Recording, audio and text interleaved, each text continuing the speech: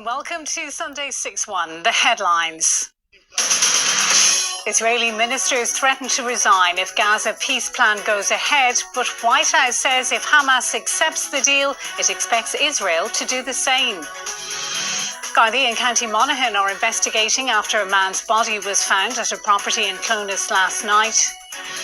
And Garda Colm Horkin remembered in County Mayo as new pitch and walkways are opened nearly 4 years after he was killed. I'm sure if he's up there looking down on us, that he'd be very happy and very privileged. And the sports headlines this Sunday. Armagh resounding winners over Derry, as are Kerry over Meath in the Football Championship.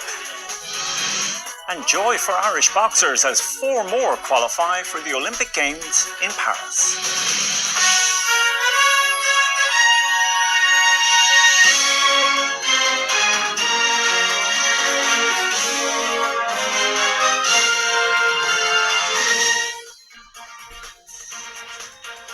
The White House national security spokesperson has said that if Hamas agrees to the deal to end the Gaza war, Washington expects Israel to also accept the plan. John Kirby made the comments after 2 far-right members of the Israeli government said they would withdraw their support from the coalition if the proposed peace deal was accepted. The latest rescue attempts in Gaza City. We take a break. Coming up, Justin will have the sports news. Yes, Kate. 5 more games in the Football Championship as Kerry ease past Meath in Navan. And so too Armagh in their game with Derry. And Ireland increases its Olympic boxing team to 10, with women now qualified in each division.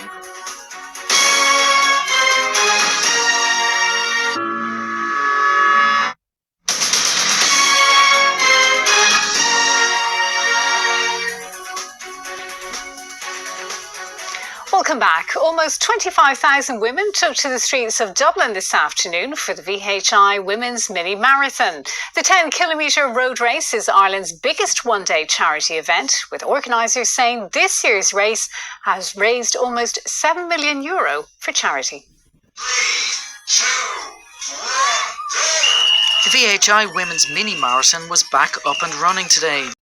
Meanwhile, the Cork City Marathon has been won by Polish runner Paweł Kosek. Paweł finished ahead of a field of more than 10,000 entries in a time of 2 hours, 23 minutes and 54 seconds. His win caps a great week after he got married last Saturday. The first woman across the line was Aoife Cook of Eagle Athletic Club in Cork. Aoife's time was 2 hours, 56 minutes and 33 seconds. Now let's go over to Justin for the sports news. Kate, thank you very much. Good evening. Another busy day in the Senior Football Championship with 5 games over 3 groups. Going into the round, the pick of the ties was the meeting of league champions Derry and Armagh at Celtic Park. Armagh blitzed Derry in a rip-roaring opening 35 minutes in Celtic Park. Oisín Connaughton rattled the crossbar early on as Armagh laid siege to the Derry goal. Kieran McGeeney's side could have been reduced to 14 men, but Conor Mackin's contact with Conor Glass went unseen by referee David Coldrick. Derry couldn't match Armagh's intensity in all departments, and a composed Ross McQuillan put his side firmly in the driving seat in the 13th minute. It's 3 against 2, there's an opportunity here, surely of a goal. He curls inside, back in the net! Fabulous! The visitors continued to dominate. Derry's defence disappeared and gifted Conor Turbett time and space. The Clan Éireann forward duly punished Mickey Hart's men, who trailed by 8 points at the break, to 8 to 6 points. The second half played out in similar fashion. Rian O'Neill scored his side's 3rd goal to put the game beyond any doubt. Brilliant goal! Derry finished the match with 14 players when Kieran McFall was sent off. Mickey Hart's misery compounded. Armagh comfortably winning by 3-17 to 15 points. In the group's other game, Galway made it 2 wins from 2 with a hard-fought victory away to Westmeath. There was little to separate the sides at the break. This Ronan Wallace point was the last kick of the half to help the home side to an 8 points to 7 advantage. In a second half that lacked quality, a 65th minute Shane Walsh goal helped Galway to a 4-point win in the end. on a final scoreline of 112 to 11 points. Shane Dawson, RTE News. Well, for more from Celtic Park, Marty Morrissey caught up with a very happy Armagh camp shortly after full time. An amazing day here in Celtic Park in Derry for the Armagh footballers. Their best performance, I would suggest, in a long, long time. And Conor Turbitt scored one of the goals. Conor, describe the feeling to come to Derry after the Ulster final and last year and this year and produce a performance like that. Yeah, it's massive for us. I think coming here, it's obviously going to be a tough place to come. The atmosphere whenever we're coming in, the music, it can be a hostile place at times, and I think we come out in the first half when we met that, and look, it was just about carrying it into the second half, that performance, and that's what we did. It shows a lot of character, having considered what you've come through, the heartbreak of this year's Ulster final, extra time again and penalties. You really have shown a lot that's inside here in the heart and the soul. Yeah, I think so. As I said to someone earlier on, this team doesn't lay down. It was a tough couple of weeks, and I think the management did a very good job in helping us get over it. That week after coming into training is never easy, but we were able to put it behind us, come out against Westmeath at home, put in a decent performance there, and then today it was about building on that again. Long ball strategy worked very well. It worked well, yeah. Like with a strategy, we got it into our heads in the first half. We were going for goals, so it worked well for us, no doubt. Well done to Conor Turbitt, well done to Armagh. And Armagh now face Galway in the last match in that particular group. That should be a thriller as well. Thanks, Marty. Now in Group 4, Kerry were comfortable winners over Meath. 2 David Clifford goals helped the Munster champions to a 15-point victory. The first championship meeting of Meath and Kerry in 5 years produced the expected outcome. Meath were restricted to 3 first-half scores, all from Owen Frayne. That tally was matched by Brian O'Bioglioch as Kerry took a 7-point half-time lead. Playing against the wind in the second half, points from Sean Coffey and Matthew Costello reduced the deficit to 5. David Clifford had been kept scoreless until the 49th minute. And that is belted in by David Clifford. Wonderful goal by Clifford. Great team goal coming as well. Fabulous. 40 minutes into the second half. They hadn't scored for some time. They have now. A second Clifford goal increased an already significant advantage. The win assures Kerry of a place in the top 3 in Group 4 and progression to the knockout phase. Yeah, look, we won the game, and I suppose in the end won it comprehensively enough, but I said there was patches now where we wouldn't be too happy with. We look back at the video, but just thought we didn't have as much energy today as we did against Monaghan, for example. In the other Group 4 game, Monaghan and Louth drew. Monaghan were 5 points down at half-time. Michael Bannigan's goal helped them into a 1-point lead. Louth captain Sam Mulroy scored a late point. The draw secured a place in the knockout phase. Tyrone have their first win in Group 3. Cornerback Niall Devlin scored 2 first-half goals in a 14-point win over Clare. For the Banner, it's a second defeat. Dave Kelly, RTE News. It's been a very successful day for Irish boxers at the Olympic qualifying event in Thailand, with 4 of the 5 in action making Paris. Dana Moorhouse was one of 3 Irish women to qualify along with Jennifer Lahan and Gráinne Walsh. It means that Ireland have boxers in each of the 6 female divisions. And Olympic bronze medalist Aidan Walsh won his box off to make it 4 male boxers who will also travel. But there was disappointment for Galway's Martin McDonagh. He was beaten on a 3-2 split decision. Defending champion Iga Swiatek was among a host of notable players to advance to the quarterfinals of the French Open at Roland Garros today. So too has American Coco Gauff, who was also a eventing team, has had a notable success just weeks ahead of the naming of the squad for the Paris Games. They were impressive winners of the Nations Cup event at Mill Street in County Cork. The team of Ian Castles, Robbie Kearns, Jennifer Kula and Patrick Whelan clinched victory with a strong performance in the cross-country element earlier today. And finally, the Ireland men's hockey team suffered a 7-0 defeat to Germany in their Pro League meeting earlier today.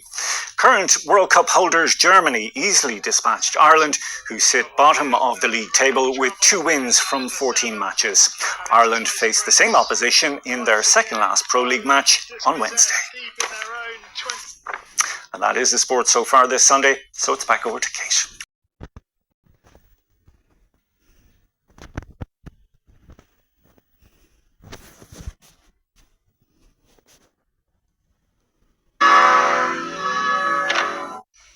Hello and welcome on the 9 o'clock news tonight. Washington says if Hamas accepts the Middle East peace deal, it expects Israel to do the same. Ukrainian president says China is an instrument in the hands of Putin after it signalled it won't attend Switzerland Peace Summit. Garda Colm Horkin remembered in County Mayo as new pitch and walkways are opened nearly 4 years after he was killed. I'm sure if he's up there looking down on us, that he'd be very happy and very privileged. And in sport, Olympic qualification joy for 4 Irish boxers, with women now qualified in each of their 6 divisions.